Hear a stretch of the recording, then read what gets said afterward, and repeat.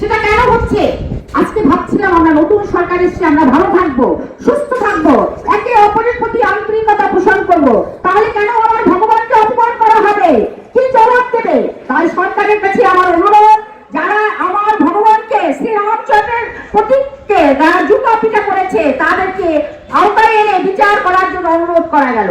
আজকে আমরা রাজপথে দাঁড়িয়েছি, পূজা পরিষদ এবং হিন্দু বৌদ্ধ খ্রিস্টান ঐক্য পরিষদ এবং সকল পরিষদ থেকে আজ আমরা এখানে মাঠে নেমেছি শুধু একটাই কারণ, এদেশ আমার, এদেশ আপনার, এদেশ সকলে।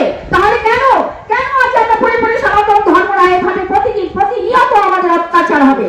তাই আমরা বারবার বলতেছি এই সরকারের কাছে অবশ্যই আমাদের সনাতন ধর্মকে আপনারা খেয়াল করবেন, ভালো রাখবেন, কারণ এই দেশটা কারো একার নয়, সমাজ। তাই আপনাদের কাছে আমার অনুরোধ রইল, যারা আমাদের ভগবানকে আমাদেরকে নির্যাতিত করছে, অপমানিত করছে, লাঞ্ছিত করছে, তাদেরকে মাঠে এনে শাস্তি দেবেন। তার কারণ আমরা এই দেশে থাকতে চাই ভালো, আমরা শান্তি, আমরা নীরব থাকি বলে আপনারা মনে করবেন না আমরা দুর্বল। নো, আমরা দুর্বল নয়, আমাদের কথা হবে মাঠে